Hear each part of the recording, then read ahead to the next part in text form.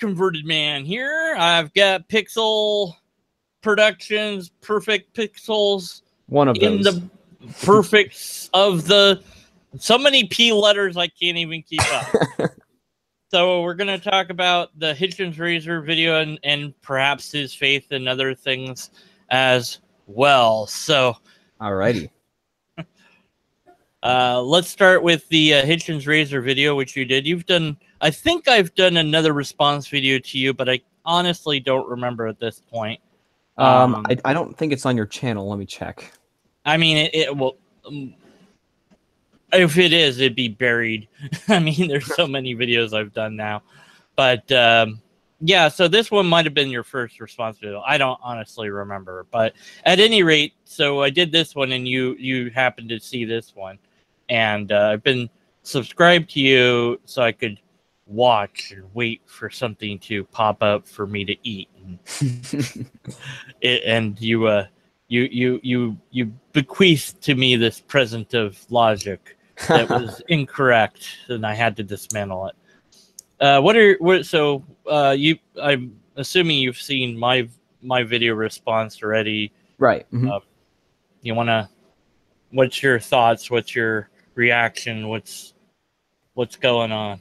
I think that a lot of the objection can be clarified by careful definition of terminology. If I understand correctly, let me check here. So you responded to the first two objections out of the 5. That was the one about the fallacy, and the one about the burden of proof there. Yeah, I stand by. I didn't do the other points. ones because it's getting too long of a video already. So I'll do it if enough people ask me to. Like a couple of people are like, "Yeah, I do," and other people are like, "I don't care." So yeah. It's like I don't know. Okay, so go. Yeah. So basically, the issue that I thought needed the most clarification was the definition of dismiss, what it means to dismiss and what it means to reject. Now, in the video, I use those terms synonymously. I would say reject and dismiss as if they were the same meaning.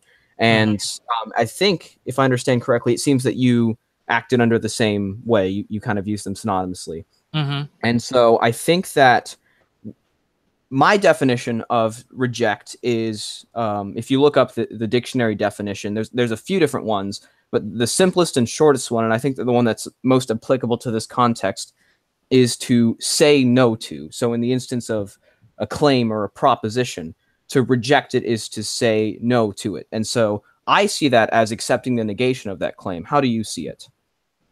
Well, if it, so a person makes a claim, whatever the claim might be, maybe it's mundane, maybe it's extraordinary. And if I am skeptical of that, which is my typical response, that's not a negation or an acceptance. I'm just saying I'm not sure that that's true. So it's neither one of those, I would say. It depends on, so if I made a claim and you said, well, no, I don't believe you, that's not the same as saying that the claim is false. It's just saying you don't believe me, or you don't believe I've given you enough reasons to believe, or whatever the issue is. So we have to be, of course, I'm trying to navigate the natural language issue, which is always a difficult issue within for sure, with no matter what, but definitely within informal logic, and grant the benefit of doubt whenever and however possible.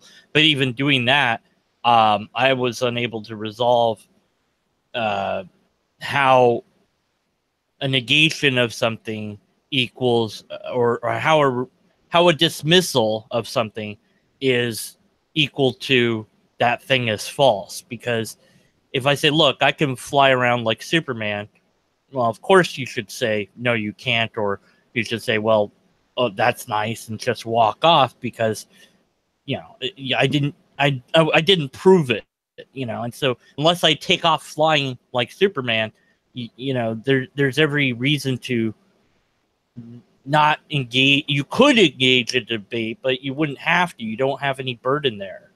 Okay. So you would define, would you define reject and dismiss synonymously, at least for this context? Say again? Would you define reject and dismiss as the same thing just for this context? I think so. Yes. Okay. Because I mean, to reject something, it's like, no, I don't believe that, or I'm dismissing it. I'm just kind of leaving it behind. Either way, I think it's the same thing. But I would say that those are different than saying that something is false. Okay. So you think that to dismiss something is to not accept it, but to not accept its negation. Is that correct? Right. Yeah. It's just like, I don't have time for this, so to speak. That would be a phrase that I think we could use. It's like, look, I've got other things, we've got a million things going on. I don't have time to investigate every little claim. So yeah, sure, your car's only been driven by an old lady every Friday, whatever. I don't have time for that. So it's not like I'm saying it's false, because I'm not, but it's just I'm rejecting it out of hand, and maybe I missed out on a golden opportunity, and well. Okay. So one thing that I would say is that I think that there's a little bit of contradiction in how you use the word reject or how you understand it, because when I say that the fallacy means that you cannot reject a conclusion based on its argument, you object to that. Mm-hmm. And when I say that, when I describe the fallacy, I'm saying a fallacy, or sorry, when I describe the ad hominem fallacy, what I'm saying there is the same thing, that you can't reject a conclusion, but then in that instance, it's based on the person who concluded it. Mm-hmm. And it seemed there you agreed, because you said, I'll give credit. You understood what an ad hominem is. Well, you understood what an ad hominem is. I'll put it that way. But you got the fallacy. I mean, a lot of people have gotten the fallacy wrong. Well, not a lot, but it cropped up. My pattern seeking saw that it cropped up a lot lately. It probably didn't, but I just noticed it a lot happening within my realm lately, and so I was like, oh man, another person screwed this up. To dismiss an argument or a claim that has not been argued well or given proof of, either way, is not the same to say that conclusion is false. You're not saying that. You're just not giving it the time of day, because they failed their obligation. So you don't have any obligation to see if it's true. Now, it might be true again, and that. You accept that tentatively in your brain, and you accept, well, maybe I'm missing out on the $1 million from the Nigerian prince, but I just don't have enough evidence to think that this is true. So I'm going to, mark this as spam. And maybe it was true and I missed it, and so be it. Okay, so when I describe an ad hominem fallacy, as I said, I describe it as rejecting a conclusion based on who concluded it. No, well, that's not what you said in the. Well, what I said verbatim was, yeah. I might argue that the Earth is flat, and I might make my case by dismissing all contrary evidence because it comes from a corrupt government. Now, right. I define dismiss as, I define it as the rejection of it, in the sense that you're accepting its negation, and so. What I'm basically saying there, and I didn't use the word conclusion, but the conclusion I come to is kind of implicit in there. The conclusion I come to is that the all contrary evidence is false. And so, since I'm defining dismiss that way, it would seem that according to your definition of dismiss, I'm not getting the ad hominem fallacy right. I don't understand it. If you're using mine, well, yeah. If you're saying that, well, because the person is untrustworthy, or in this case, the government's corrupt and untrustworthy, we just dismiss the conclusion. And if that's the same as walking away, then no, because it might be, because again, we're getting into the difference between an ad hominem, where you're rejecting the conclusion based on a faulty premise in the first place. So you're not accepting the conclusion is fallacious in the first place. So at that point, you've already screwed up logic. You've already committed the fallacy. So to compound that with saying, well, I'm walking away from this because I don't like this person, that's that's an ad hominem. And so you would be wrong, logically speaking, to do that for that reason. But when you're saying, well, I'm going to walk away because they haven't provided the burden, it's a different thing. You're not committing a fallacy in that case. Right, because the fallacy would be committed when you come to a conclusion, not necessarily when you decide that it's not a proper time to debate or something like that. Yeah, because right, exactly. I mean, your decision to walk away is based on the fallacy of the ad hominem in this case, and in the other case, your decision to walk away is, you just didn't. The other side didn't. The person presenting the case didn't uphold their burden. So in that case, there's no fallacy there. They just, look, you suck at your argument. You didn't give me an evidence. I'm out of here. And again, you're not saying it's true. You're not saying it's false. You're just, kind of waving them away and be like, oh, come on already, whatever, Mm-hmm. Right. So it seems to me that if you define dismissal as simply not acceptance and nothing more, dismissal is just not accepting, then it seems that when you objected to me for misdefining the fallacy, the words you said were, there is a difference, well, this is not verbatim, but you said that there's a difference between rejecting a claim and saying that claim is false. And then when I use the word dismiss in my description of the ad hominem fallacy, I meant to say, and this is what I define dismiss as, I mean to say that committing an ad hominem fallacy is saying a claim is false based on who said it. And so, let me ask you something. In your video, with all these different words being used different ways, did you bother at some point? Because I didn't get to the end, so maybe you did. I didn't notice anything in the description. Did you bother defining every single term you were using? No. Okay. So we're basing your, I would think, and you can correct me if I'm wrong, you're assuming that your audience is going to understand what you mean when you say certain words. And I assume that there are common definitions, and sometimes there can be clarification. And this is the problem of natural language. And so we're giving an argumentation. We're trying to be as precise as possible, ideally. And if you failed in that, and I pointed out you're failing, then you're still wrong. Well, the thing is, you claim to point out my failing, but then the same term, which I failed on before, you accepted when it was used in the content of the ad hominem fallacy. I was misusing dismiss in the context of the fallacy, but when I used it to mean the same thing because the action is different. Well, no, the action isn't different because you're still rejecting a claim. In the fallacy, you reject a claim because of the argument for it. In the ad hominem fallacy, you reject a claim because of the person who said it. You're still rejecting a claim in both of those. And when I say reject, I mean, when I say reject, that you're accepting it as false. Okay, so that's okay. Well, in that case, then you would have gotten both wrong. Then, and so I did get both wrong. Yeah, I mean, if that's what we're going with, because again, I was when I first passed that particular one, there was something in my mind where I'm like, I think he's getting the ad hominem wrong, but I couldn't pinpoint what it was, and I'm like, it seems wrong. And I started to record something, and I'm like, oh, maybe. And I thought about it some more, and I thought about uses of natural language. I'm like, no, he got it pretty good. So and so that I might have been more forgiving in that one than the previous one, because it was less of a. It's not really to do with the argument at hand. It's less of a.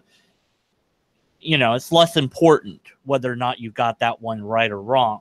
It's more important because your complaint hinges upon whether or not Hitchen's Razor is committing the fallacies in the first place. And if not, then then it's sound. Then the statement is fine. It's just how we look at it. I'm glad you didn't go the route, by the way. I've seen people do this where they'll take the phrase and they'll say, well, what proof is there for Hitchen's statement that if you dismiss something, if you say something, you can dismiss it. Well, he didn't give us evidence for the statement, so we can dismiss it. It's like, oh, come on, stop it. Well, actually, that's the 5th point I make in the video, which we can. Oh, is it really? Yeah. Oh, you did do that. No, I didn't. Okay, so I complain about the paradox now. Okay, so yeah, bad on you for doing that then. So we can get to that momentarily, but so to clarify, you would go back on what you said before when you said I understood what the ad hominem is. Well, yeah, if we're I mean, I would say that then if I was less forgiving, which I could have and should have been, then yeah, you would have gotten that wrong too. But again, it's not really that important for your argument, because your argument hinges upon whether it's committing the fallacy and whether it's shifted the burden of proof, and maybe your other points as well. But those, to me, seem like the two linchpins of your argument. Okay. And so I want to visit this one area briefly. You say that you were a little bit more forgiving because it wasn't a main point. One area I'm a little bit questionable about with that kind of reasoning is that the first objection was that I didn't cite just an introing statement, that it was the slogan of many atheists and skeptics. Yeah. And so I have who to wonder, says that? Well, first of all, I assume you accepted, right? Well, I mean, I know the statement. I don't have a problem with it. Holds water? But it's not my. It's valid, but it's not a slogan of mine. And when I say slogan, I don't mean to say that whenever you meet an atheist, he says, I have a saying. That's not what you said in the video, though. Well, I said whatever you meant. That's great. We can't read your mind, so you got to put what you mean out there. Right. And so it's when a broad generalization. Well, first of all, I do want to correct the statement that it's a generalization, because I didn't say it was the slogan of atheists in general. I said it was the slogan of many atheists and skeptics. So a generalization would be to say that it's the slogan. Yeah. Well, many. How many? And then now we're dealing with percentages, and we're trying to have appeal to meaningless statistics, essentially. Well, not meaningless statistics, but well, how many? How do you know? Did you take a survey? Do we have a poll? Do we have data? I haven't taken a survey, but I can say this. If you Google Hitchen's razor, the second tab that comes up is the shopping tab. And on there, you will find a vast, profitable market of Hitchen's razor merchandise, including coffee coasters, coffee mugs, bags, book covers, infant clothing. I don't think that it would be that unpopular with that kind of market. What you just said, it is a number of fallacies, which I'll ignore for now. Well, I do want to. I don't want to rake them over the coal with you, because I want to focus on your argument in the video. Right. But if I am committing a fallacy, I would like to know about it. Well, there's shopping for this one particular phrase, and therefore it's popular. I mean, it's a vast market. I wouldn't expect it to be such. The fact that it's pretty reasonably priced, and there's such a diversity of the products, and it's the second tab that comes up in Google. Usually shopping's further down the line, especially for a philosophical statement. So the second tab that comes up, I would think it's safe to assume it's pretty popular.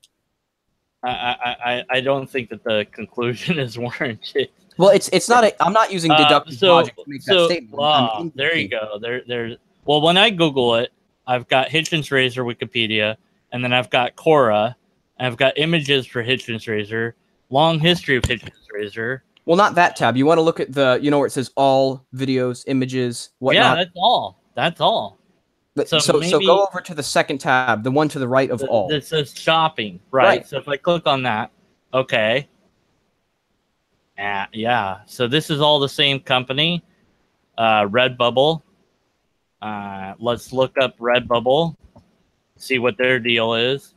Awesome products designed by people. So they have a variety of products that they offer. And this seems to be a print-on-demand service. So if you ask them to print something, they'll print it for you. And so if you like that particular phrase, they'll make you one up, and they're just showing you different images of what it would be. They don't have that necessarily on hand or in stock. that's one example of one company offering a service. That's not an example of a phenomenon. I'm not saying it's a worldwide phenomenon. Well, but no, it's not even an example of a trend, except within this one company who prints things on demand.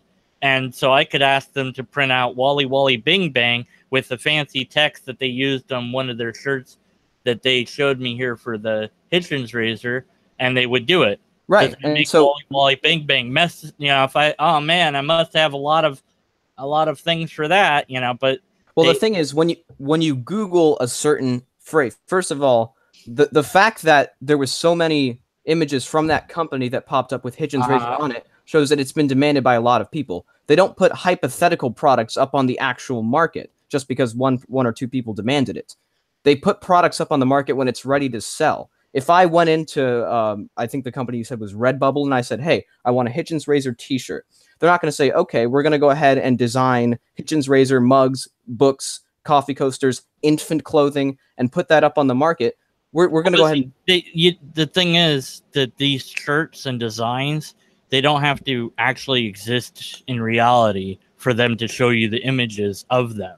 Right, but that wouldn't show up on the shopping page. And I know we're digressing a little bit. Well, because that's usually not how it works. You have to put in a Sorry?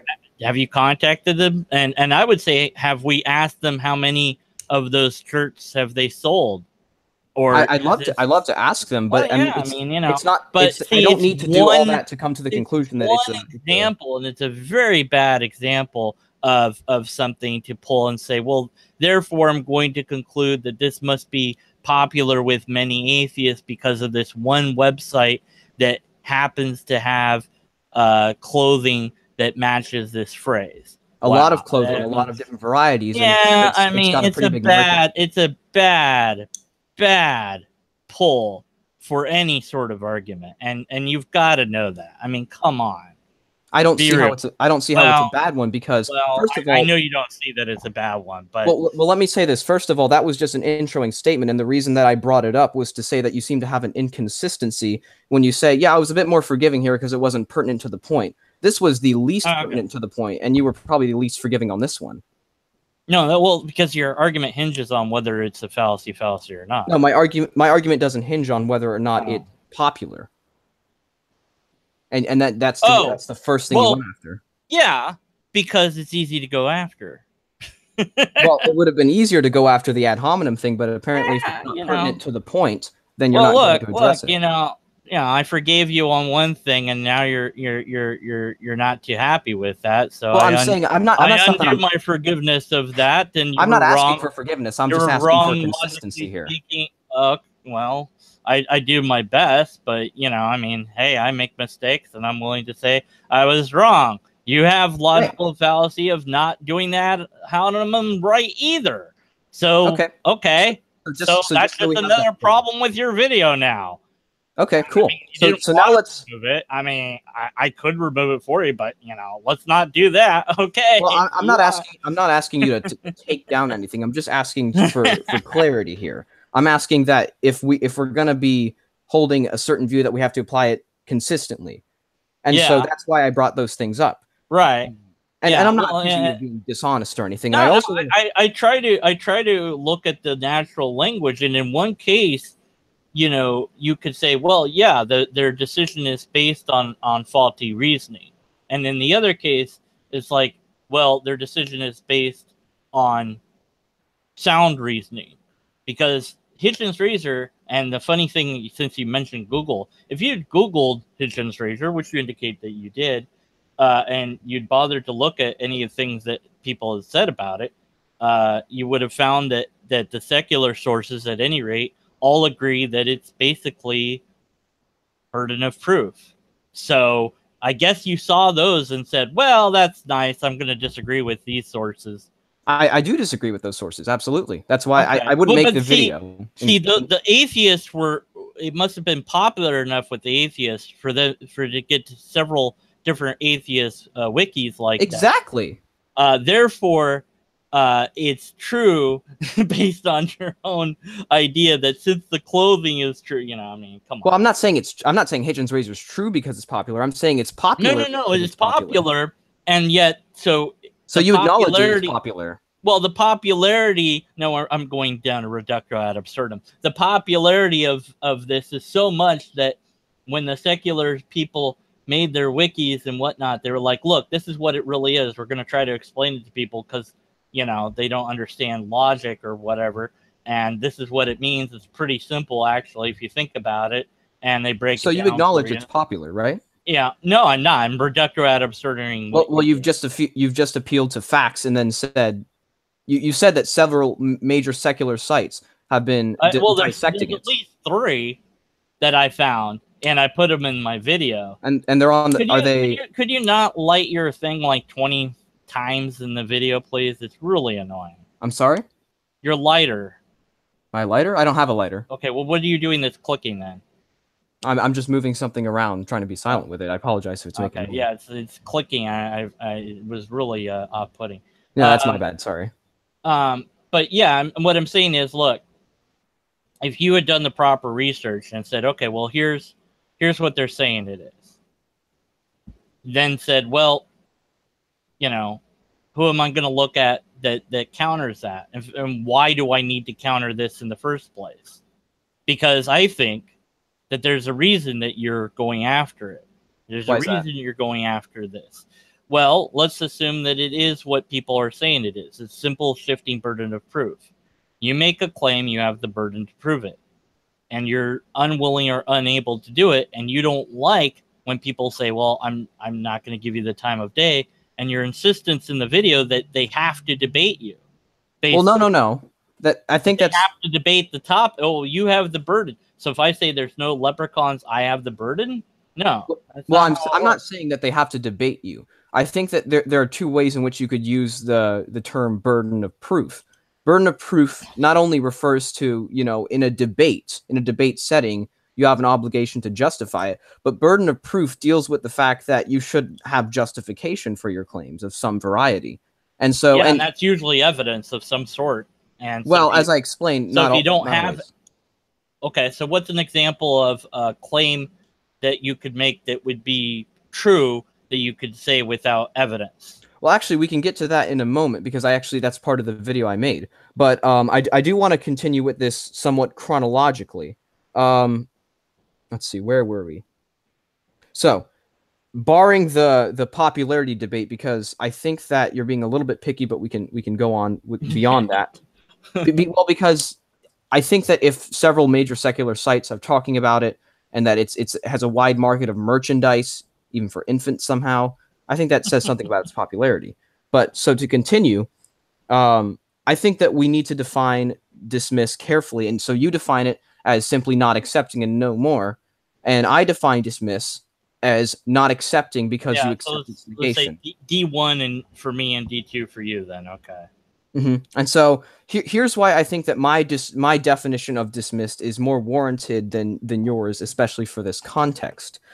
In the common language, the dictionary, the thesaurus will refer to dismiss and reject as synonymous sources, and we agreed on that. And the dictionary will refer to dismiss or reject as the opposite of accept. Now, not often, often enough so that, you know, you can cite examples, but not always is it that when you have something that is the antonym of a claim, the opposite of the claim, it is merely the lack of that and no more. For instance, you know, you say that dismiss is in between accepting negation and just accepting the claim. If it's the opposite, it would be on the opposite end unless there was no opposite end. Does that make sense?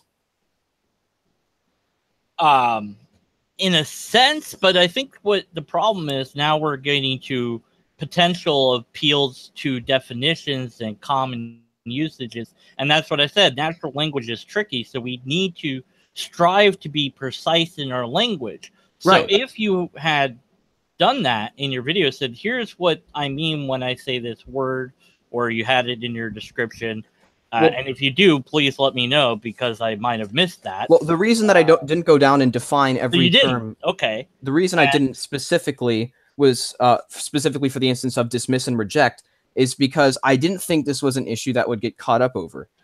Several definitions I can find online of the fallacy use the language of rejection of conclusion. And so I thought that the common understanding was that to reject something is to accept its negation. Well, and I think this is the most warranted. So you're saying reject equals dismiss. So now we use those as synonymous terms. We agreed, right? Yeah, but for this you said for this context. But for your video, were you? Yes. And well, you didn't make that clear, did you? Well, the fact that I reworded it and used the word reject. So I'm afraid that I can't offer a side dictionary for every single one of my terms. Is it equivocation then, or is it just a matter of you making an error? Which is equivocation is when you use the same term for two different meanings while presenting it as if it is the same meaning. Mm-hmm. Whereas what you're describing is me using two different terms to mean the same thing. There's nothing wrong with that. That's not equivocation. That's just using synonymous terms. Equivocation, and it's on the tip of my tongue on what it is. It's just using synonymous terms. There might be a logical fallacy that applies. I'd have to look it up, though, because my brain's not going. Well, I don't think there is. Otherwise, most of my English papers would be logically fallacious because I can't use the same word more than 8 times. They might be because within English, logical analysis doesn't necessarily apply to an essay, although you can do it on an essay. Logical fallacies aren't... A more critical approach to an essay would be critical analysis. Right, but the point I'm making with that is that logical fallacies don't deal with word choice unless there is a problem with the meaning of those words. For instance, in the fallacy of equivocation, when it addresses words, it's not saying you're not using the right word. It's saying that you're using a word to mean two different things, but presenting it as if it is one meaning. Well, you've got what you want or think is the word here, and so the quote is, what is it? Anything that can be submitted without evidence can be dismissed without evidence. Yeah, what can be asserted without evidence can also be dismissed. Anything, whatever, right. However you put it. Right. And so you asserted X without evidence. I dismiss X without evidence, and you're saying, well, the problem is the word dismiss. And, well, Hitchen isn't around, so we can't ask him what he meant by dismiss. Well, I think we can infer what he meant, because here I have, amongst this mess of papers, let's see if I can find it. There's an excerpt from a debate transcript from Christopher Hitchens and William Lane Craig. Mm-hmm. And let me see if I can find the quote, where William Lane Craig asks, what is your view exactly? Do you affirm that God exists or does not exist? Or, sorry, do you affirm that God does not exist, or do you simply withhold belief? And Hitchens goes on to say that he believes that God does not exist. And William Lane Craig asks him what arguments drew him to that conclusion. And he said, I find all of the arguments in favor to be fallacious or unconvincing. So it seems that, first of all, Hitchens himself doesn't seem to have a problem with committing the fallacy. And second of all, I think that in logic, using dismiss as saying accepting negation makes sense also within the regular English language, because it is the opposite of acceptance, not just the lack of acceptance. If you're right, and he said what you said, and I think that you're probably right on this. You just said that he dismissed or rejected the claims because they didn't have good arguments or evidence. That would be committing the fallacy. No. He rejects he says, when Craig asks him, what arguments do you have for saying that God does not exist? He says, I see. So you're, right. Okay, I see. You're tying the association to that. Okay. So if that's what Hitchens meant, then that could be seen as wrong. But if it's not what he meant, then it wouldn't be. But it's just then it all hinges on what's this word mean, and we're going to be fighting over what we want the dang word to mean until we're blue in the face. But semantics. But what I'm saying is that in the context of Hitchens' razor, dismiss means to accept negation. I think that's the most sound definition for pretty much just the general type of dismiss. Because again, reject is the opposite of acceptance, not merely the lack of acceptance. I understand where you're coming from, but I just don't see that word that way. But everyone sees different words in different ways, and I dare say it would be almost impossible to make a word mean only one thing and say that's it. I'd love it for that to be the case, but well, the thing is, then we have to infer here, what did Christopher Hitchens mean when he said that? And yeah, well, I mean, you connected it for that particular context. You associated, you know, the phrase with the other one that, well, I reject God because, you know, there's no evidence and all the arguments suck. Okay, well, you said the evidence part was fine. The argument sucking, if you're saying that God is false, which I think you could say is implied by rejected, then you've brushed against, if not outright committed, the fallacy there. But so you're half right and half wrong. Could you repeat that? How did I commit the fallacy? I said that I'm going over Hitchens. Oh, Hitchens, yeah. Yeah, and so he would have had like something like a half truth or something like that. I'd have to see the text verbatim to analyze his side properly. But so just for the purpose of just assessing the hypotheticals here, assuming that dismiss means accept as false, Hitchens is committing the fallacy, correct? In part, but not in whole, because if the only way to argue for that is to also include that he said the word evidence, then he's half committing the fallacy and half not, because evidence is a good reason to reject something. If you don't have evidence, that you're perfectly fine. If he had left it at that, that would have been the end of that. Well, the thing is, evidence is technically a form of argument, because evidence is largely contingent on those who use it in a sense. For instance, when someone comes to a court and accuses someone of a crime, and let's say that they have no evidence other than perhaps what the witness says happens. If they had done a more close analysis of the crime scene, they might have found evidence. But the point is that evidence is a form of argument. No, well, and the thing is, what are you saying arguments are evidence? In a sense, they are. It depends on how you define it. Because you have the material world, and of course, using court analogies doesn't apply because court does not function within the realm of. Well, I use the analogy of a court to say that evidence formalized or informal logic at all. And I use the typical thing that apologists will do is they'll bring in how court cases work as if that matters, and it doesn't apply to logic at all. So it's a faulty analogy. Here's the thing: we're not saying that appeal to analogy. So let's throw that out there. Well, here's the thing: I don't use the analogy of the court to say that the court functions how logic does. So it's a useless analogy. Sorry? So it's a useless analogy. No, I'm using it to show how one particular way of looking at evidence is how you we don't care about that particular way. We're talking about within logic. Well, so what I'm trying to say with that is that it's been said before that absence of evidence is not evidence of absence. Yeah, but it doesn't help your case either.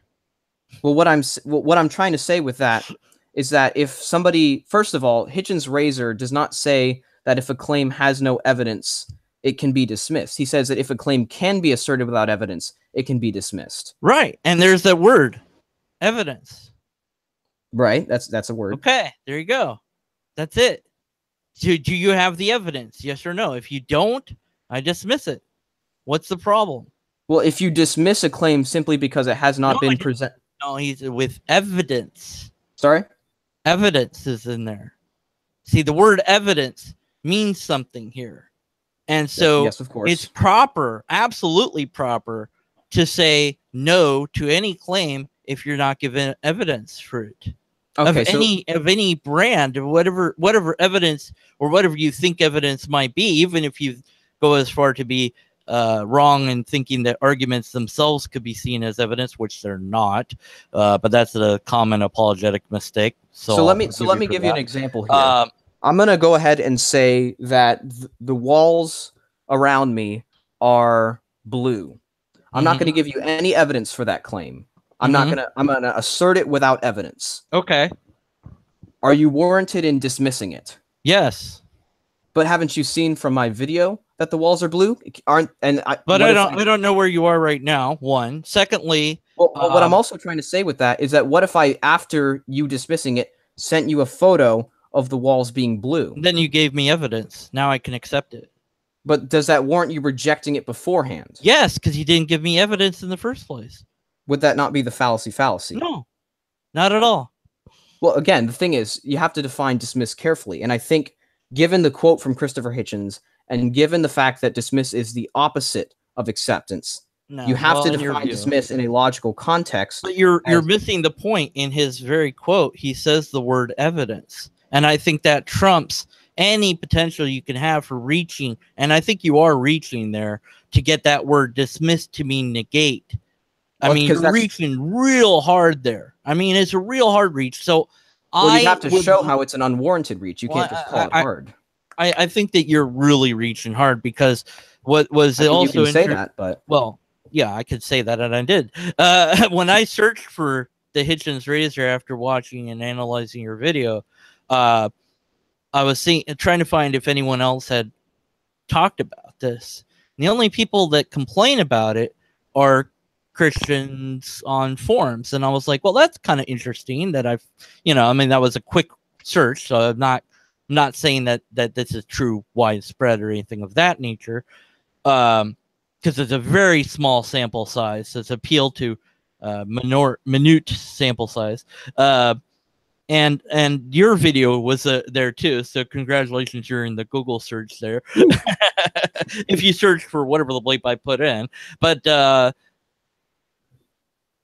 I thought that was interesting, and I thought, I wonder why this is. Why do the skeptics not have a problem with it? And I would think that the skeptics, who may or may not, well, typically skeptics don't believe in God, but I would think they would be a little bit more harsh with logic, making sure that the statements that they're saying are robust and not. That's what I think. Fallacious. So. Yeah. So why do the skeptics not have a problem with it? And why do the Christians have a problem with it? So do the Christians have a problem with the idea that it's committing this fallacy? Possibly. Or do they have a problem because of the evidence part? And I think that it's probably and possibly that they might have a problem because of the evidence bit. But I could be wrong about that. But like Hitchens, I have not seen any evidence of a direct evidence of God, no empirical evidence. I have not had any tests that can be done upon God. And so far, every argument for God has been fallacious, at least in part, if not in whole, either due to logic or science itself, or sometimes both. So if for no other reason I'd have to doubt God. Now, I'm skeptical of God. I don't say there is no God, except for Yahweh. I definitely will say there's no Yahweh. Yahweh does not exist, cannot exist in this reality. It's impossible for Yahweh to exist. I'll stand by that. But for other gods, maybe, I don't know. Yeah, let's see what we've got. But for Yahweh, no, I'm pretty convinced on that. But you could change my mind on Yahweh if you had evidence, empirical, if you had a test, if you had a valid argument. But I suspect you might not, but I don't know. Okay, so here's the thing. How people have come to the conclusion that Hitchens' razor is absurd, whether or not they were Christians or not, in this debate, that's largely irrelevant. So let me try and bring this back to the issue of defining. This is important. What is your best argument for saying that when Hitchens means dismiss, he means to say simply not accept it? Not necessarily accept its negation, but simply not accept it. Well, I don't know what he means, and that's the thing. I'm no mind reader, and nobody can read minds. And even though we can take his statements in one particular argument and try to show association there and make some sort of attempt at an argument within the context there, we still couldn't say, well, I know that this is what he means, even if it seems like what he means, because we're not mind readers. If we did say, well, I know what he means, that's the mind reading fallacy, or as I call it, special knowledge. And so all we can do is look at the phrase in whole and say, well, what is it saying? Let's break it down. And when we put it into syllogistic format, you have not presented evidence, therefore I can reject your claim. It works because, well, that's valid. If the person making the claim does not have evidence, then that's it. You're done. You don't need to go further. You could, and perhaps you should, but you don't have to. Well, I don't say should there. You don't have to. I would still leave it at that, because they haven't fulfilled their end of the bargain. And so what I'm saying is, what's interesting to note, yes, in a way, we shouldn't say, well, it's just because Christians are the only ones complaining about this, that therefore something. No, I'm not saying that. I'm just interesting that the skeptics are fine with it, but the only ones that aren't fine with it happen to be Christians that may be of the apologetic stripe, and other people have yet to chime in on the matter as far as I'm aware. But I mean, it's very interesting. What would be compelling, what would be really interesting is, seeing this mapped out with a truth table and seeing the argument presented with all the words that you want to use strictly defined in a syllogistic format. But that's not the video I had to work with. And I'm not saying, look, you have to do that every time. This is kind of an off the cuff. That's why we're not, I mean, we try to be a little bit more forgiving on YouTube and all that. Although I don't like to lower the bar of standards that I have. There's certain things that irritate me, and other things I'm willing to, overlook, like with the ad hominem. It's like, yeah, okay, he's close enough, whatever. And the other things I'm like, come on, you can't just say that. I mean, come on, it's a bit much. So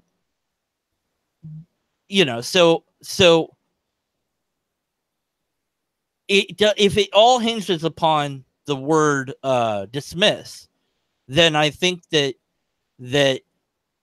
either one of us at this point could be incorrect in our analysis of this, because we've got a deeper question that we would both have to find a way to resolve, and that is to resolve what the word dismiss must be, rather than what we want it to be. Right, and so that's why I've given the two arguments, that dismiss is the opposite of acceptance, and that Christopher Hitchens seems to apply Hitchens' razor in a sense that he uses dismiss as to accept negation. But I'm not, I don't know why why not ignore dismiss and look at the word evidence instead? Because I think that dismiss, the word dismiss, the entire thing hinges on it. That's what we do as the result. Let's see. So I know evidence is there. Without evidence, we must, how would we put this instead of dismiss? We must think the conclusion is false. Without evidence? If he was, without evidence, we must think the conclusion is false. That would still be fine. Well, here's the problem with that. As I said, evidence is a form of argument, in a sense that it's something that is presented. And so let me give an example of why you can't come to a conclusion that something is false because there's no evidence of it. Let's say I make the statement that perhaps leprechauns exist, since that's the example you used. Yeah. There is no evidence to suggest that leprechauns exist. And let's say that we have no evidence to suggest that leprechauns do exist. Let's say that both stand at the same level of having evidence. I say that? I'm sorry. If I said that it was false, I said I spoke wrong, because I'm trying to keep it straight in my head at this point, because we're not, I'm not scripting this out or anything. So it's, it's hard to do that sometimes. Right. That's understandable. Yeah. But so what I'm saying is that if you have a claim that its negation and its truthfulness have an equal amount of evidence, and that evidence being none, what do you do there? Well, if there's no evidence for something, then there's no reason to believe in it. Well, here's the thing, because if there's no evidence to say that leprechauns do not exist, there's no reason. Apparently you can reject the non-existence of leprechauns. If there's no reason to accept, there kind of lies in this weird nebulous realm that I don't really know how to properly address, where it's like, I don't believe in leprechauns, comma, I don't say, but I could still say leprechauns don't exist, because it seems reasonable based on the fact that there's no positive proof at all for the negation of there not being leprechauns. So I mean, it's kind of a weird way to phrase it, but you don't have to necessarily think there is no leprechaun, although you could. It's just, you get into a lot of problems with that sort of thing, but it doesn't. But the thing is, people don't really care about, well, maybe somebody cares about leprechauns, but because this is used in the context of a debate with God involved, there's a new quality shift in tone and critical analysis that's being applied to everything that's being said, because we're addressing what's hypothetically a very important issue on whether or not there's a God. So we're going to be really careful with what we say and how we say it. So I think my conclusion is, after thinking about this as we've talked, is I don't know that we can come to any sort of negotiation on this particular topic. And I would freely admit we could both be absolutely wrong, because our analyses, such as they are, rely upon a word being seen in a certain way. Okay. And so we would then, and we could work together on it. I wouldn't mind at all, because I love stuff like that, of trying to nail down this particular word and then make a coherent argument one way or the other. But you have to do so, of course, free of logical fallacies. But I don't think that we can, I guess at this point, I don't think that we can resolve or negotiate this. Right. So I do want to, before we come to the end of this subject, you said in the video, the fallacy occurs if and when you say that a conclusion is false or not true because the argument sucks or is invalid. It is not when you say, I'm going to dismiss your conclusion because the argument sucked. It's very different. So it seems in the video, you accept the definition of dismiss as simply non-acceptance, and you said that in the beginning of the call, that you stated that as your definition. Right. Yeah. Haven't you just said that we don't really have a way of knowing, and we could both be wrong on this? Well, in this case, we're getting to a word. Our whole thing hinges on this word.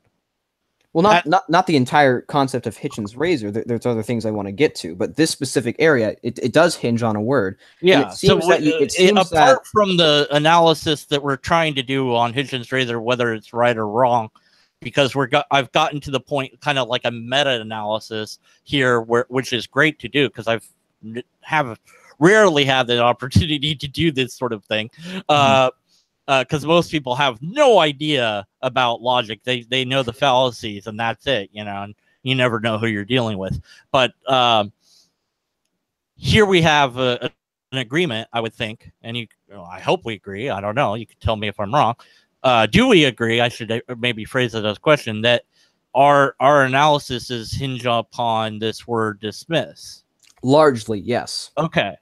All right. So given that, I would say we could both be wrong in our analysis on this topic.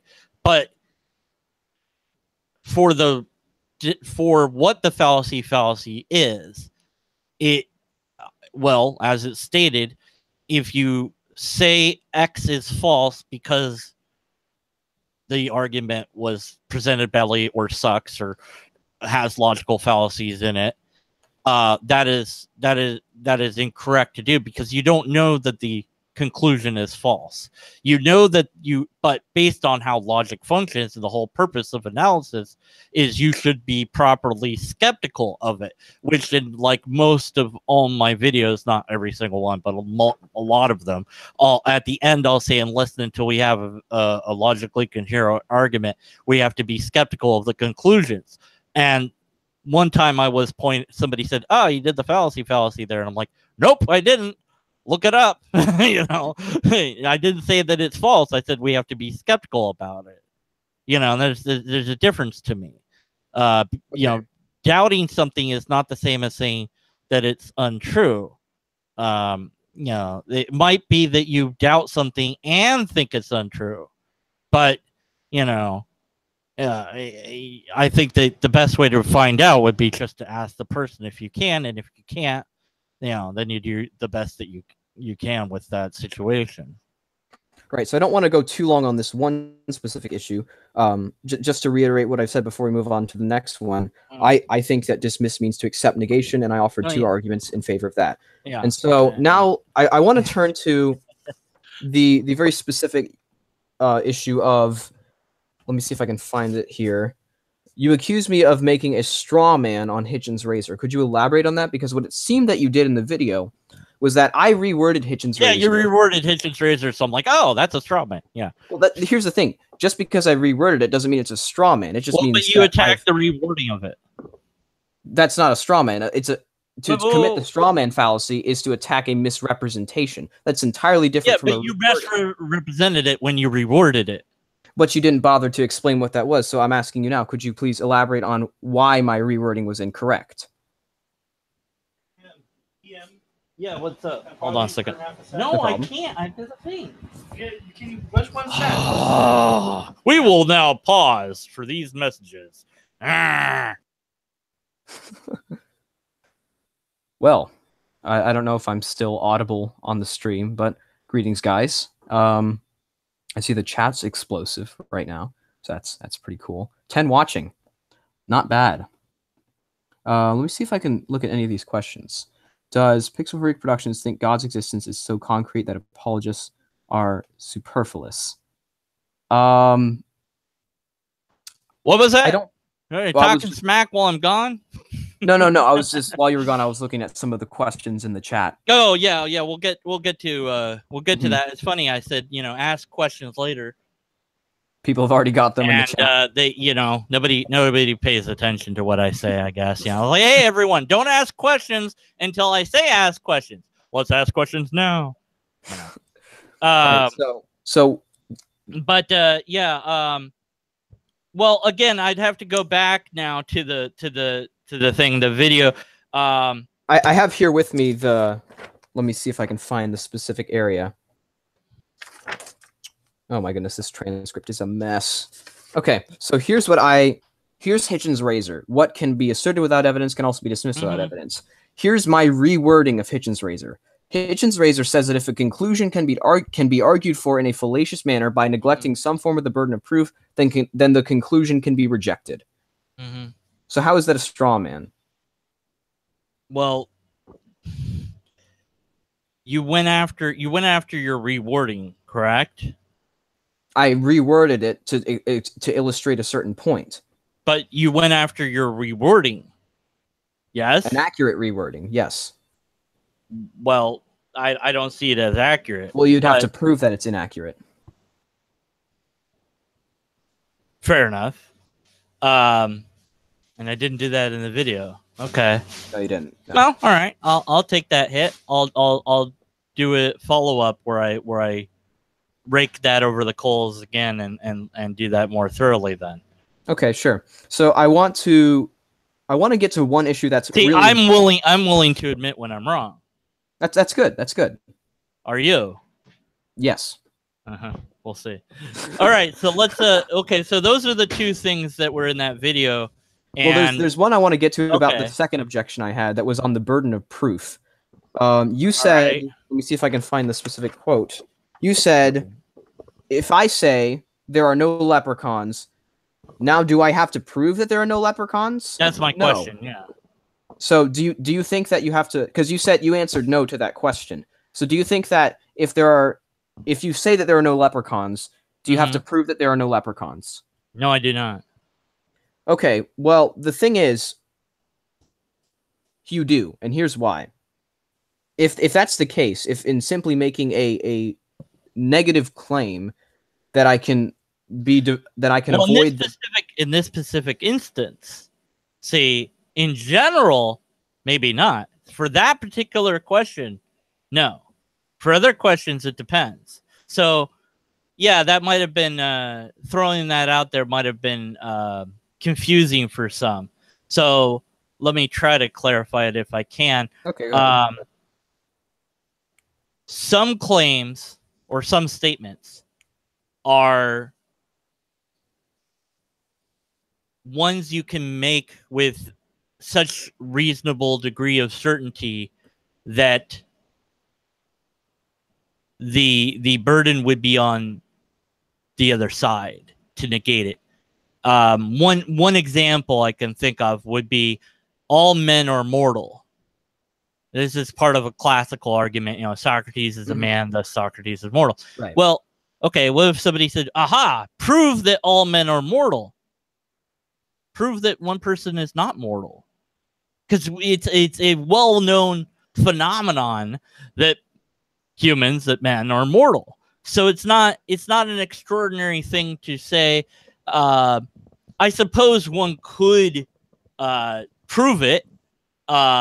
And perhaps one wants to say, well, we should prove every single thing that we say, even the fact that we said that we should prove everything that we say. But I think that there runs into you cross over into spheres of, say, the social contract, and you run up against problems like that where you're getting too ridiculous, where you're skeptical of existence itself or something like that, and you get into all absurdities or whatever. But with the claim, when somebody says, well, there's no leprechauns, there might be somebody that says, well, yes, there are. And you say, okay, well, prove it. Well, prove that there aren't. Well, but we can't really do that, can we? We can only say that there's no evidence that there are. But what's the real difference between saying there is no evidence? I assert that there's no evidence for leprechauns. Cool. Can you prove that there's no evidence for leprechauns? Yes. Look, see, no evidence. So it gets, really tricky, So usually you think that if someone says there is no leprechauns, they have no burden of proof for that particular statement. I don't think they would. Do you think they do? I do think they do. Okay. I'm not saying that they have to stand up on a stage, grab a podium, and outline 5 reasons why leprechauns do not exist. But that is a claim that requires justification in a form. Well, but usually it's the positive claim that has the burden, not the negation. When we talk about positive and negative claims, this is just a matter of wording. If I can take on a negative claim and avoid the burden of proof, then all I have to do is word it right. For instance, let's say that I affirm the existence of God. Right? But let's say I don't want to prove the existence of God. So I can say, I reject the non-existence of God. I'm making a negative claim there, which with every positive claim, some apologists have attempted to do this and say, well, if there's no burden on the negation, because we can't, and they'll go down the rabbit hole you're going, and then we'll come in as skeptics and we'll try to fix that. And we're running up against a problem of deep understanding of logics that I don't know that I can properly cover it at this time, because I'd have to actually I'd probably just read verbatim, from a logic book or something like this. But to say that, some statements that you can make are known to be correct without having to shoulder a burden, or at least they're not extraordinary claims. So men are mortal is not an extraordinary claim, so you don't really have a burden per se to show that it's true. Well, I don't want to get too much into the whole extraordinary claims and the idea of extraordinary evidence. Well, it does matter, because a claim like, well, there's no leprechauns is rather mundane, and it's like, well, yeah, okay, there's. Well, that's all based on. Nobody's going to argue. Well, maybe a few people might, because there are people in Scotland and Ireland that still believe in the fae folk, and they might believe in leprechauns as well. So they might argue with you and say, well, prove that there are no leprechauns. And it's like, well, now, okay, I can argue that there are. Oh, okay, now I know where the problem is. Okay, so evidence for nothing, evidence for a negation is difficult, if not impossible. But an argument against it is relatively simple. So the thing is, you can argue for the negation of a claim. You can argue for the negation of many claims. But induction or deduction. Yeah, I know, but I'm saying that the evidence that there is no invisible, evidence that there is something that cannot be shown, that there's no evidence of it because there's no evidence for it. Well, that's by definition, right? It's like, I have the invisible pink unicorn, yada yada. The whole dragon in the garage and all that. If the claim is made in such a way that no negation of it is possible. And you say, well, that doesn't exist because it's paradox, or you can't assert something like, you can't define something into existence, which is essentially another argument for God that people have tried to do is simply define it into being. And again, I want to give my audience proper logic, and so these are getting into territories that would really, for me, I would have to do, I'd have to explain them through the text of, say, a logic book, because I can't do it live. I can't do it off the top of my head. There's no way. Okay. So basically, the contention, and we can move on here, because I do want to briefly visit the 3 other points that I made, which I'll present them before you, and I'll see what you have to say. But basically, what I'm saying is that if you make any claim, you are always making the claim to you're rejecting its opposite. If I claim that God exists, I'm rejecting the opposite of God exists. Well, maybe. Absolutely. You can't make the claim God exists if you're willing to accept that God doesn't exist. Could you, well, I suppose how you frame it, like you could believe God once existed but no longer exists. Like maybe God, I'm not talking about, maybe I'm not God talking blew up during the within Big Bang or something like that, but well, there is, of course, the people that are subscribed to the truism, and for them, they can accept everything, including the idea that truism is false. But of course, that's self-defeating. It is self-defeating, but they would agree with you that it's self-defeating. Right, and so they would be diving into nonsense there. But what I'm saying is that if you make any claim, you have to claim the opposite is false. If I claim that my computer is on the desk in front of me, I can't simultaneously claim that my computer not on the desk in front of me. And so by any claim that you make, like I said in the video, you are claiming that its opposite is false. You have to, logically. And so just because you make a negative claim does not mean your burden of proof disappears. If that's the case, if I word it correctly, I can avoid the burden of proof at all costs. And by any metric, I can say, okay, there's paper on the desk in front of me. I don't hold the belief that there's paper on the desk in front of me. I reject the belief that there isn't paper on the front of me. Therefore, I don't have a burden of proof. That's what I'm saying. And so I do want to address the other. Yeah, I can see what you're saying, and again, it would be something that I'd have to dive into deeply, with everyone with like a logic textbook in front of me, because I have to script those sort of things out. Right, that's understandable. It's too important to leave up to my memory recall and things like that. It's too important of a subject for me because I value logic. Yeah, that's understandable. And so, on a lot of this, I'm like, yeah, sure. I mean, I'm willing to say, hey, my whole video could be retracted well, I wouldn't take it down, but I'm saying in the sense that it's like, well, if we both have come to this conclusion that our argument hinges on that we can't define this word, and then that's a problem. We both have to fix that. And so until we do, the whole video doesn't matter until we fix that one part. It's like, forget about the rest of it. Yeah, and just to clarify, if you would like to maintain the claim, this is going back just a little bit before I jump forward. If you would like to maintain the claim that my definition of dismiss is false, you would have to reject both of my arguments as well as put one of your own. And so if you do that, then at that point, would you be warranted in saying that in this context, dismiss does not mean to accept, or dismiss does not mean to reject? We're not, because it's all muddled now. There's I can't.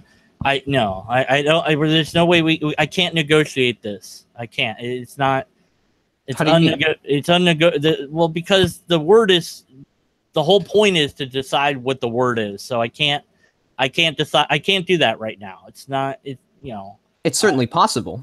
Well, yeah, but I'm not going to do it. I can't.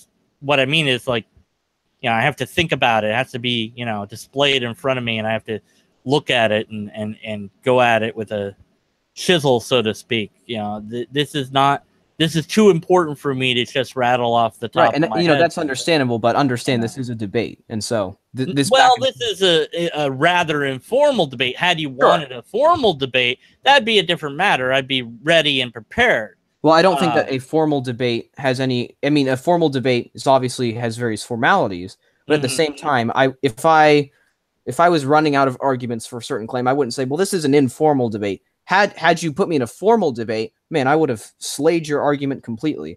So, well, I can still point out the fact that both of our arguments might hinge upon an appeal to definition, in which case both of our arguments are fallacious, and in which case people must be skeptical of both of our conclusions. That goes back a long ways into the definition of fallacy. But I do want to press on. Well, no, I'm fine with that. Your move. Well, everyone is skeptical now. They don't know who's right. We could both be right. We could both be wrong. Who knows at this point? Well, all right, your move. That's I'm willing to do it. Now what? That's why I presented the two arguments. But I want to get to the other 3 points. The third point that I made was that there are certain truths that exist that we have no evidence of. And give me an example. The law of non-contradiction is true. There's no evidence to support this. 2 + 2 is 4. There's no evidence to support this. That is, you know what an axiomatic is, yes? And you know what tautology is, right? Right. Okay, there's your proof. But that's circular. You see, for instance, if I want to... No. Well, hang on. If I want to say that the law of non-contradiction is true, let's go through this step by step. Let's say that I, for some nonsensical reason, am skeptical of the law of non-contradiction. What do you say? Actually, I wouldn't say that. Well, I wouldn't say it was nonsensical because some logicians are debating this, but it's not up for debate. The law of non-contradiction is settled. Really, you think so? Yeah, absolutely. You made sure of that with logicians and such. If you want to debate the law of non-contradiction, there's non-classical logic. You are aware of that, right? Of course, there are schools of quote schools of logic that people might reject that. But if you want to reject the law of non-contradiction, that's what I'm saying. Is logicians are debating it. Well, certainly people are debating it, but I'm saying it's not up for debate. It's in the sense that there's no use in debating it. It's self-defeating to suggest that the law of non-contradiction is questionable or something like that. But that's a side issue. I don't see that falls, but okay. Well, for instance, if I say that if I hold the position that the law of non-contradiction is false, which I mean, if it's up for debate, it means that, well, either one could be true. If I hold the position that the law of non-contradiction is false, at the same time, I would have to say that the law of non-contradiction is true, because there's no way to distinguish those two. Two contradictory claims can be true at the same time in the same sense if there is no law of non-contradiction. It depends on how you frame that particular argument, because the one way that people have come at it has been to examine the printing of the word, of the formula itself. A = A is a very simplistic way to prove the law of non-contradiction. Well, no, that assumes it. Well, actually, A = A is kind of separate to the law of non-contradiction. Well, it is the law of non-contradiction. A = A does rely on the law of non-contradiction. It is. That is the proof. Well, A = A. If you go to the syllogistic format with informal logic, you'll see it's like, here, you want the law of non-contradiction? A = A. There it is. I mean, Well, here's the thing. That's assuming that the law of non-contradiction is true, because you have to assume that in order to prove it. And what I mean by that is, if I want to say the law of non-contradiction is true because A = A, why does A = A? Because A can equal non-A, but that's assuming the law of non-contradiction. I've assumed it in my efforts to prove it, and thus it's a completely circular argument. I can't prove that. And that's why it's a tautology and or axiomatic. The proof is the A = A. Well, the thing is, you can't prove something with that something. Evidence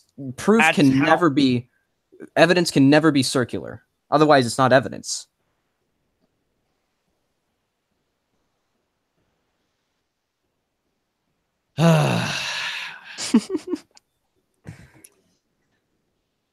So what the point I'm making with that is that there is certain things that are true that we have no evidence for.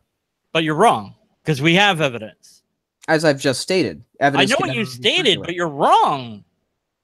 Well, you have to show that. It's very simple. A equals A. But that relies. Okay, so why doesn't? No, because the formula is axiomatic. It's a tautology. It's true because it has to be true. It can't not be true. I agree with you. I agree with you completely. Okay, then like A. No, what I'm saying is A equals A. That is can't not be true, but that's not proof of it because it relies on it. You can't do that with a tautology. You understand that? It's not something. If you were to. Well, I don't want to bring in if you were to bring it to a logician, but no, everyone's going to, it's not how it works. It's not how logic functions. Well, I understand. The reality functions. Well, no, you don't. Because if you did understand, you wouldn't say it. Well, here's the thing. Say, well, it's not true because it's circular. That is the thing is, that's apologetics in a nutshell. And I would dare say, that's what apologetics does to logic. Is it tends to crumble minds around it because you already have to bend logic because you're arguing for something that isn't there to argue for in the first place. Well, I can't apologize for logic applying logic correctly. Apologetics. You understand what apologetics is, correct? Right. Okay. It's making a defense. Right. So not apologize. Come on. Well, I'm saying I've said I'm not going to apologize for apologetics for using for saying that a circular argument cannot be used as evidence, because that's true. But that's independent of the axiomatic functions of logic, which is what you're trying to do, which goes into presuppositionalism. So are you a presuppositionalist? How do you mean? In what respect? In terms of theology? In terms of anything? Are you a presuppositionalist? Well, I presuppose the laws of logic because I cannot prove them. And okay, so you don't think that the laws of logic are proven. Right. Well, you're wrong. They are. Let me give you an example. You use the A equals A. In mathematics, that's the reflexive property. That's called a postulate. Postulates, by definition, cannot be proven. They are the basis for proof. Sorry? They're an axiom, then. Or are they an axiom or a tautology? But they have no proof. Isn't the proof is them, isn't it? But that's circular. If I say that doesn't matter. It does matter, because let me give you an example. See, this is the problem. You're trying to apply philosophy of circular logic on axioms that are immune to that rule. I agree that they don't have to have evidence to be. I don't agree. I say that they don't have to have evidence to be true. They agree that have evidence. Well, let's calm down here. Is the thing itself? Well, let's calm down. You're so wrong. You're so wrong. It's a fractal error at this point, or as I would normally call it, outright lie. But I don't want to get a phone call from him right now. Well, I haven't had a phone call from that guy in a long time, and look, nobody wants to hear from him. Your understanding of logic, where does it come from? I've done research in the subject, certain encyclopedias. Is there a book that you read on it? On this specific issue? On logic, informal or formal logic. I can't. I've read a few encyclopedias on it, and I've also done some thinking of my own on the subject. Okay, so have you studied formal or informal logic? Not in a strictly curricular setting. It's a hobby. I mean, just studying a book on it, like one book. I've looked into it a little bit. There's a book I have here on argumentation that goes into formal logic. I would recommend Douglas Walton. He's like the foremost runner on this subject. For informal logic, he has plenty of books on that. And the thing that I think is happening, because you're saying what you're saying about logic not having proof, and you don't seem to understand that the axioms and the tautologies are proof. They're considered proof within logic. They are the evidence that logic is based on. They're the evidence for themselves? Is that what you're saying? They're self... Yes, that's what a tautology is. A tautology is something that's true because it can't not be true. And I agree that it can't not be true. Right. So we declare that as the evidence because it can't not be the evidence. Okay, well, let me ask you the nature of it. And let me ask you this. Explain it further without, reading to you from the logic books. Well, we are in a debate, so I did kind of expect you to be a little bit prepared. So let me ask you. What's sad to me is that you're not prepared because you have admitted you don't understand logic. I didn't say I don't understand it. I just said I'm not a scholar in it. Well, I'm not asking you to be a scholar. I'm asking you to read up on the subject. I have read up on it. But then you wouldn't make the statement that you just did then. Okay, you can laugh all you want, but we know that you're wrong. And logicians will know that you're wrong, and everybody will know that you're wrong on this. And so how many times, I would have to ask, how many times do you have to be told that you're wrong in how many different ways by how many different people before you admit that you're wrong? I'll admit I'm wrong when it can be shown that I'm wrong. Oh, but it doesn't matter because it's all circular. Huh? It's all circular. What's all circular? Everything. You just said it. There's no proof of logic within logic. It's circular. So we can't prove anything to you. I'm not saying you can't prove anything. I'm saying you can't prove logic. They're just the unprovable. Well, then if you can't prove logic, then you can't prove anything. You don't have logic now. Well, no, that's not true. You see, the first principles of thought are called the first principles. You can't prove that. That's all I have to do is play that game. That's the presuppositional rabbit hole. I'm not playing a game here. I'm just trying to help you understand. No, I'm helping you understand. That's the difference. Whoa. I know this stuff, and you don't. Okay, so let me give you an example. You already admitted that you haven't read a single textbook on logic, whether formal or informal, and that is why your argument sucked and is wrong. Suppose I didn't read a single textbook like you said. Suppose that's true. What does that have to say about my argument? Well, your argument stands or fails on its own merits, but we now understand the reason why it failed. So you're not making the argument that it's wrong because I haven't read up. No, I'm just saying that we understand why you're getting all these things wrong is the fact that you have made the statement that there's no proof of logic within logic, or however you put it now, is so wrong on so many levels. It is a fractal error. And if you laugh, you go ahead and laugh again. Let's just move on to the question. I'm not going to laugh in place of arguments. We're going to go ahead and go with the questions. Because I'm done with you at this point. Let's go to the questions in chat. Okay, let's go to the questions. All right, let's see. What? No, that's not a question. That somebody did say what, but that's not the sort of question I'm looking for. That's question for D. Yeah, what?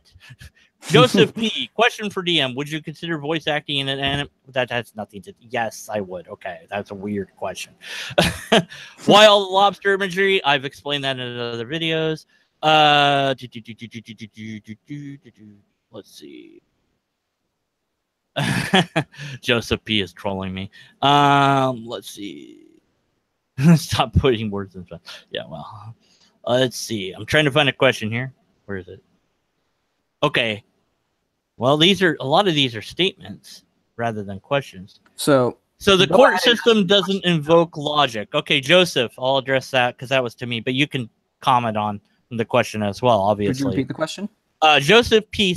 asks, so the court system doesn't invoke logic, and I'm guessing that's directed at me, so I'll give my answer, then you give your answer if you want to, and I'll read the next one and go from there. It doesn't do informal logic or formalized logic. It does lawyer logic, which is very different. There's a very different system within court systems of how cases are decided upon. And there is great debate, and there should be, about especially eyewitness testimony, and that remove that in the court of law, but there's a problem there because sometimes the entire case hinges on it. But we know that eyewitness testimony is largely useless. So, whether or not we do that in the future, I don't know, but certainly it is something that we don't use informal logic in that system, although it could be used, but not it's not typical. So that would be my answer to that. Do you have a different answer for that question? So the question was, does the court invoke logic? Is that the question? So the court system doesn't invoke logic. And I'm guessing it depends on how you define logic. Because I'm assuming he means informal and formal logic. Like that's what I'm talking about here. But I think there's more than one way to look at logic. When you say informal and formal logic, those are just kind of methods of approaching communication of logic, communication of propositions. In terms of just logic in general, of course, the courts invoke logic.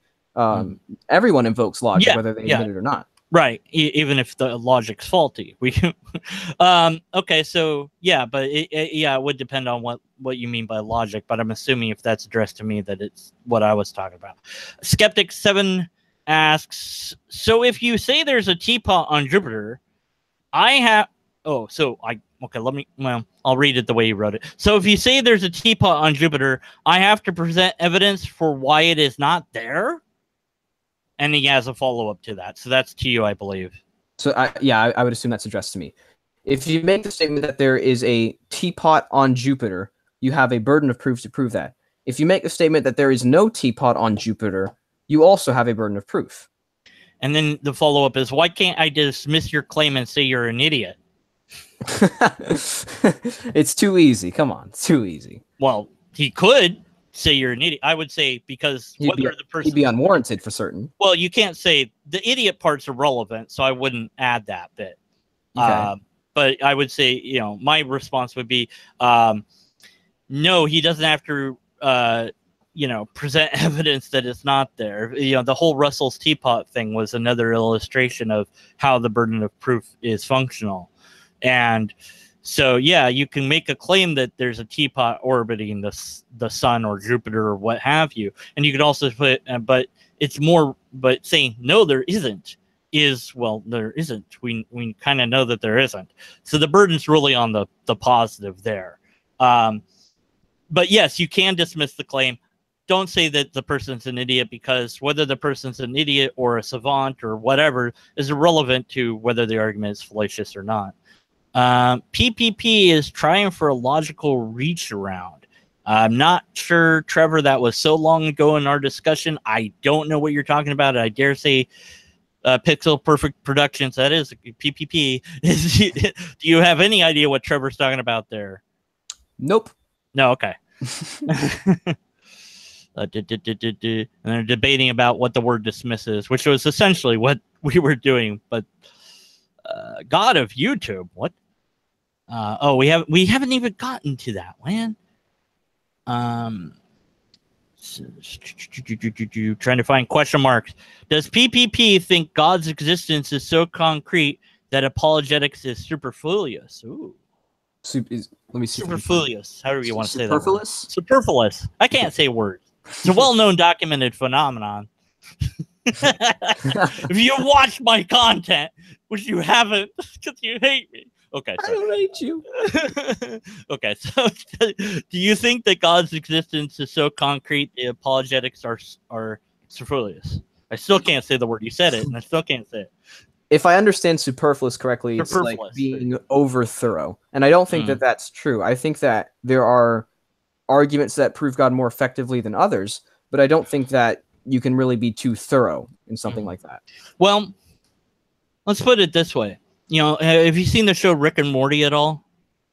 I have not, but I know the name. Well, you gotta watch. I don't have a high enough IQ. No, everyone watches it smart. Yeah, right. No, it doesn't take that much smartness to enjoy some popcorn fluff. But there's this one episode where these giant heads come and tell the Earth, show me what you got. It's all this singing competition. So I'd like to imagine that one of these giant floating heads is God. And if we were born into a world where this floating head was orbiting our planet and talking to us, we would have pretty much no reason to doubt God at that point. Not only would we be born with it right there, but it would be constantly communicating with us and us with it. So there'd be no disagreement on what it was, or very little. maybe you'd have the rare few conspiracy nuts like exist in our modern world, but by and large, everyone would say, yeah, it's there, it's right there, and they'd point to it, say, see, and he can, hey, how you doing? Hey, how's it going? You know, and so if God was that evident, we wouldn't need apologetics at that point. For the conspiracy guys and gals that would still be out there, you know, the wacky guys like the flat earthers and other people that do that sort of nonsense, or I would say that might be a bad example. A better example might be the people that think the moon is a hologram, projected up there by the government, I guess, or that it's a star base. So those people might, in that alternate world where God is a floating head that's obvious, they might be like, well, maybe God, maybe that's not, you know, maybe it's a floating fortress or a hologram. And, you know, I don't know what you'd have to do to convince those people because they're gone already. And, you know, I mean, you know, I've seen people try to debate people like that, but, you know, I mean, what can you do with a person like that? But we're not in that world. We're in a world where if there's a God, it's so non-obvious that nobody can seem to agree on what it is or whether it is at all. In fact, it seems like it's not even a thing, or if it is a thing, it might as well not be, because every explanation that we put forth doesn't seem to need God at any point unless we're going with theology. So that was a long answer. Bob B. Adelius had a thing. I'll have to comment on these comments because I want to answer the questions. God of YouTube. Well, finally. Well, that's all I needed, darn it. Well, okay, everyone. It's over. Deconverted Man's done. What is the difference between the interaction with the presence of nothing, comma, the no interaction all with something, comma, and the interacting ring, what is that word, with something that doesn't exist? How do we distinguish? What the bleep are you talking about? Okay, I guess that's for you. I'll put it here so you can read that and then answer it. I'm not sure I'm gonna give an answer to that one. Okay, what is the difference between the interaction with the presence of nothing, the no interaction? Whoops, pull up the chat window again. Yeah, oh, no. So I put it in the Hangout one as well. What is the difference between interaction and nothing? Okay, to start off, the presence of nothing. It seems absurd because nothing does not have a presence. Nothing is, well, nothing. Nothing doesn't have any properties, doesn't have any space it occupies. It doesn't exist. There's no such thing as nothing, by definition. There's no interaction at all with something. Just not interacting with anything. That's, if you exist, it's pretty much impossible to not interact with anything.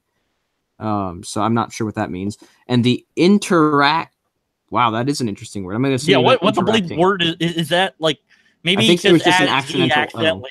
Yeah, but it'd be more fun if it's a real word, wouldn't it? We should make that. That would be nice. It's a word from now on. We're gonna. Yeah, let's coin that. Yeah, we get like a penny every time somebody says it. That sounds great. Well, we got to get people to say it. Exactly. Interacting. Okay. And the interacting with something that doesn't exist. You can't interact with something that doesn't exist. So basically, how do we distinguish these? Well, there's no such thing as the presence of nothing. You can't interact with something that doesn't exist. And if you exist, it's impossible for you to not interact with anything. That's my answer. Yeah. I'll go with that because I have no idea what he's talking about. But it will depend on if we mean the philosophical nothing, that might not even exist in reality in the first place. But if it did, it would have no rules to it. So you could do anything, even the logically absurd, because there's nothing to prevent you from doing anything because there are no rules. And there's absolutely nothing to say that logic has to work in that system. So probably nothing in the philosophical sense has never or could never exist. And when we say, and so the scientific nothing and one or what's his name? Come on, Universe from Nothing guy. What's his face? Lawrence Cross, yeah, Cross. Cross is nothing. CN. Which that sounds like the network, so I can't use NC. There we go. No, that's a boy band. Oh well, whatever. Anyway, so his nothing is an actual phenomenon.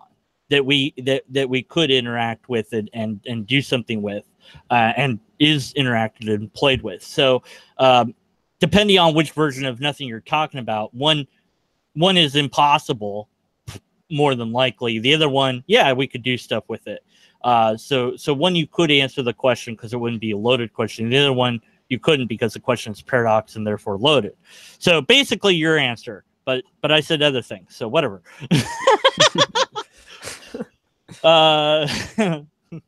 Okay, let's see. Is God on the desk in front of you? God is spiritually omnipresent, but he doesn't have a physical space he takes up. He exists outside of time and space completely. So yes? No, he's not on the desk in front of me physically. Spiritually, I believe that Christ lives within me, but physically, no. Well, spiritually, is God there? Because I thought like God was everywhere spiritually. Yeah, spiritually, God is omnipresent. So in that sense, yeah, he's in front of me. He's in front of me in some, but not in a physical way. Right. He said because Trevor thought it would be more interesting than your computer, I suppose. Let's see. Yeah, a lot of people complaining. Yes, I know. We'll get to you guys. Let's look for those question marks. Oh, God dang nab bleeping words salad. Okay, sorry. Here we go. I'm sorry. I'm trying to scroll through looking for question marks here. Aren't computers based on logic? Binary.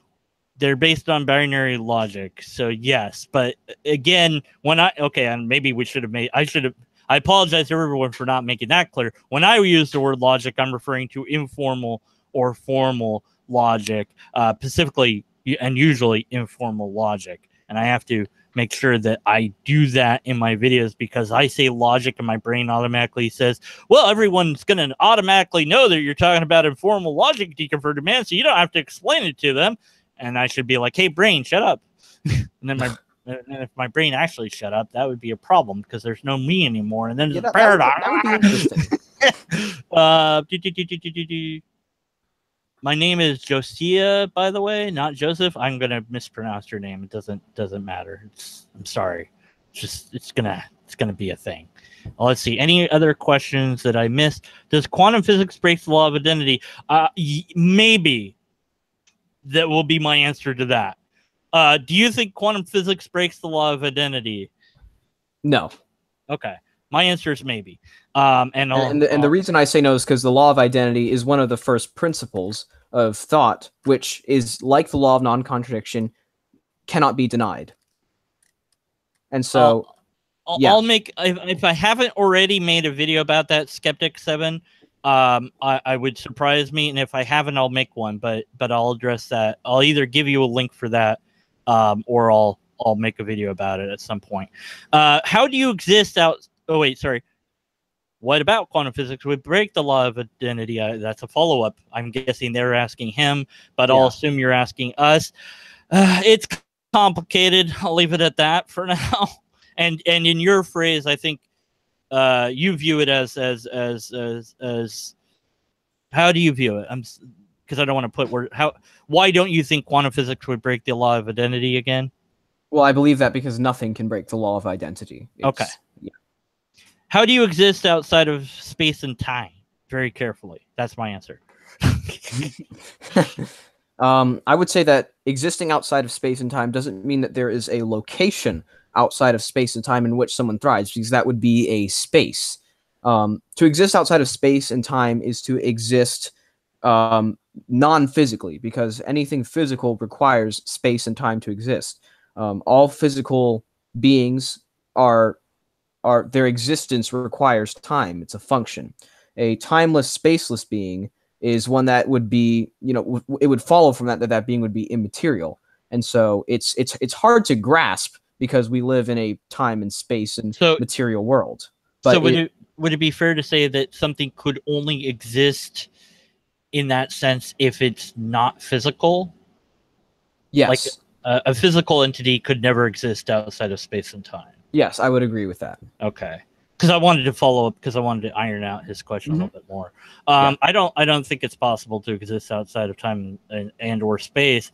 And if you're not physical, I don't know what the bleep you are at that point. I I've never encountered such a thing to the best of my knowledge. Well, of course, because you can't. You can't encounter it. Then I couldn't. So therefore, the only place that could occupy would be my mind as an imagination or a fantasy, a dream, a hope, a wish, a strong belief or faith. And I would proudly say that it was a faith that I had in the past when I believed that. I said, yes, I believe this. It's based on faith, and I'm good with that. Do I know you? That wasn't to us. But I had to say it because it was a question mark. So which are they? We don't know what you're talking about anymore. Are they both? Now I'm just being silly here. What is not physical? There you go. What is not physical? I don't know if it's asking for. I guess they're asking what do you mean by when you say non-physical. What does that mean, or how do we conceive that? Like, and you said it's difficult, and I would agree because. I think it's difficult to understand, but I don't think it's inconceivable. Because if it's inconceivable, it's a real hero. Inconceivable. Sorry, that's a fun word to say. Yeah.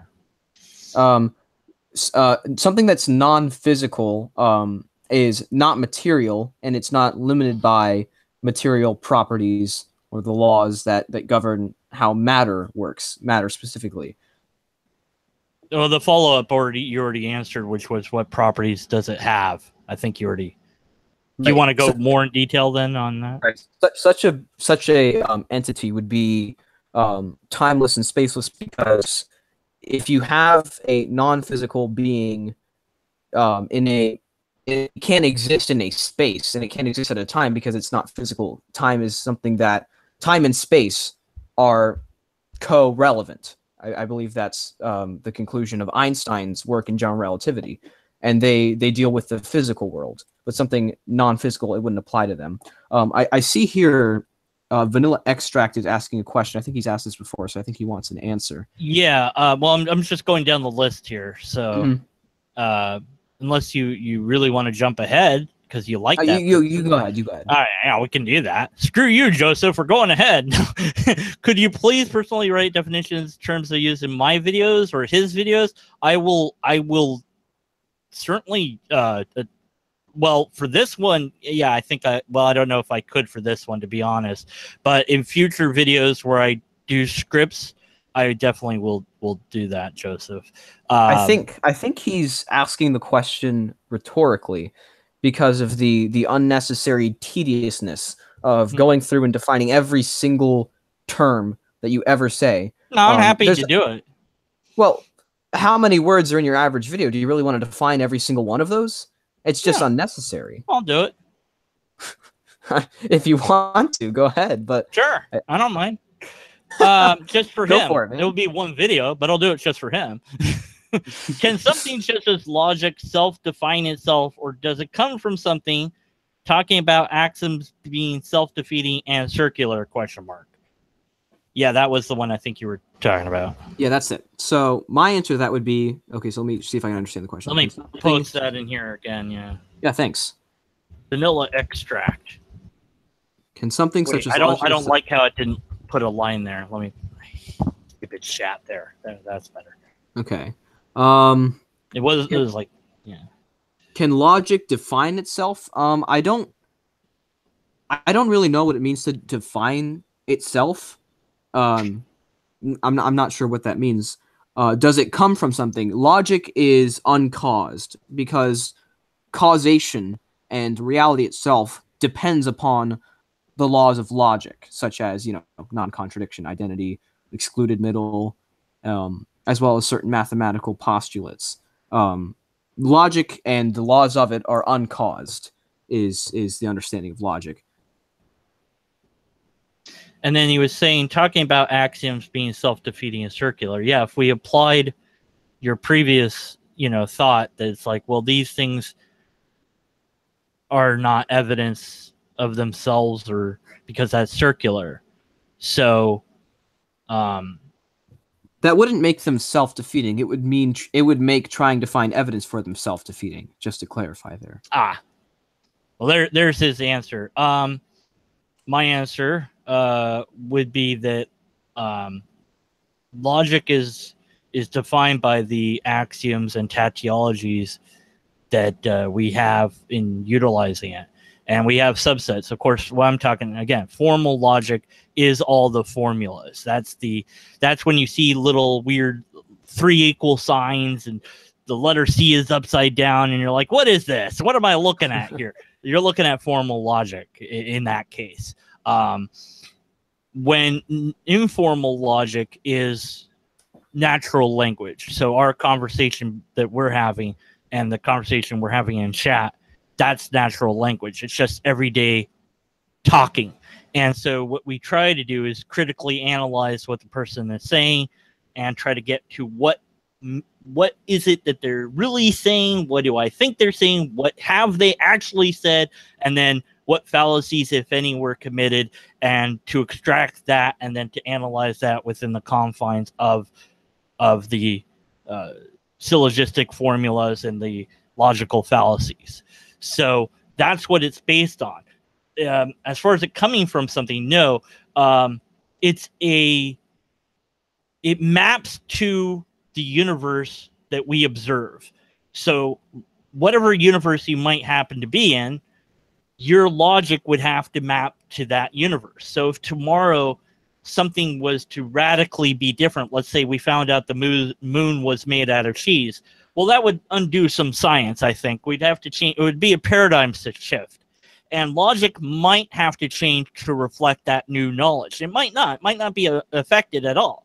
But it's possible that a new understanding of reality would then influence logic, because our logic has to map to reality. Otherwise, it's not useful. Just to check, am I audible because my internet was cutting out? Yeah, you're audible. Okay, cool. So now I think you had said something along the lines that the laws of logic are what the universe is based on, or am I getting that wrong? I don't want to misquote you here. Uh-oh. No! Oh, wait, he's back. All right, am I here again? Yeah, you're here again. Okay, yeah, good. It's a miracle. I'm now a theist. Yeah. So the my position is that the laws of logic govern all of reality. The universe included, but it's not a specific property of it's not something that only applies to physical things. So you think that the laws of logic govern reality rather than reality governs the laws of logic? The laws of logic pretty much are reality. Okay. I think it would be better, and of course you can do whatever you want, but to say that they map to reality, because what you're saying there is that it's not like you're saying that reality must obey logic or something like that, right? Well, in a sense, it must, because if reality disobeys the laws of logic, it is no longer real. It's nonsense. Well, it would mean the logic was faulty, not reality. I mean, reality is what it is, independent of our understanding of it. I mean, we could be wrong with all our assertions about how the universe is. And that would mean our logic is wrong, but that wouldn't undo reality. Usage of the word logic. By logic, I don't mean basis of reasoning or something like that. By logic, what I'm using here is, for instance, like I said, the laws of logic. Right, but they govern reality. Reality adheres to them. Reality can't violate them, otherwise it's no longer real. Do you think the laws of logic are metaphysical then? Metaphysical. Could you define what you mean by metaphysical? Because metaphysical, if you say something's metaphysical, you're kind of saying that it's metaphysics deals with that which exists. It's kind of it's like it's real, independent. Like if there wasn't a universe, there would still be logic. Yes, I would believe that. Huh?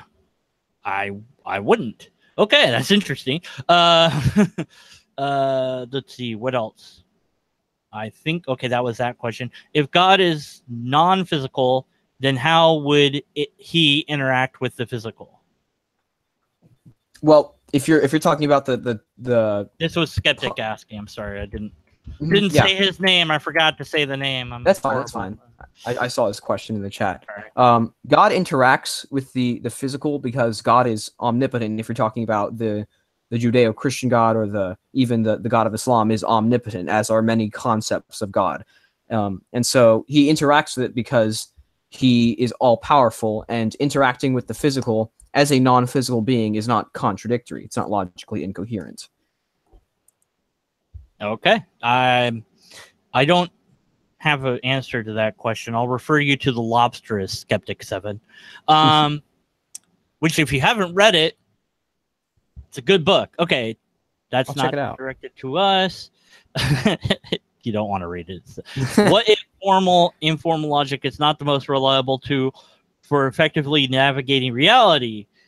Would you consider your belief in logic to be indisputable? This is at me. It might not be. And I think that logic gives way to science in more often than not, because I can sit there all day long and analyze arguments and make arguments, and they can be perfectly valid and sound. But the problem I get into is the moment I must identify the logical fallacy, I have to kind of like leave logic on the table, as it were, and go, is this actually true in reality? So it's like I can say, well, here's a disjunctive syllogism. The light's on or it's off. The light's off, so it's not on. Well, there you go. That's perfectly valid.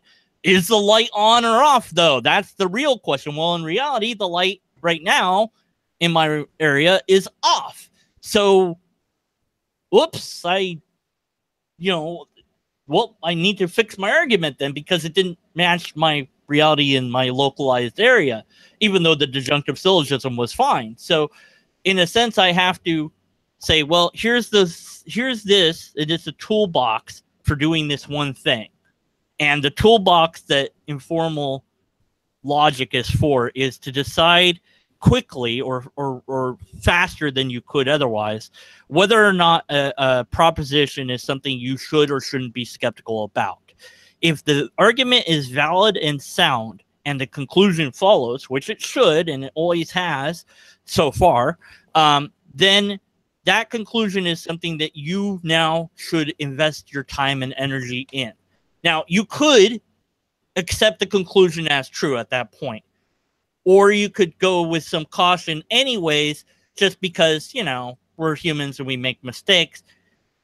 But when somebody has, or when a group or a person, whatever, has a argument that has one or more logical fallacies in it, you say, well, I don't have to invest my time and energy into the conclusion. I don't have to spend time looking into that. Maybe it's true. Maybe it's not true. I don't know. But they sucked at telling me this. They if it is true, I don't buy it. And I'm going to tell them, go fix your argument or go get me some evidence to look at. Maybe I don't want just an argument. Maybe in this case, I really want empirical evidence, which is evidence we can observe via visual cues, whether it be our naked eye or machine-assisted devices. So it might be something that I think is so important that I want to see the darn thing. And if they don't want to give me that, then I'm like, well, look, I'm not going to sit there and explore whether it's real, because it's just not worth my time.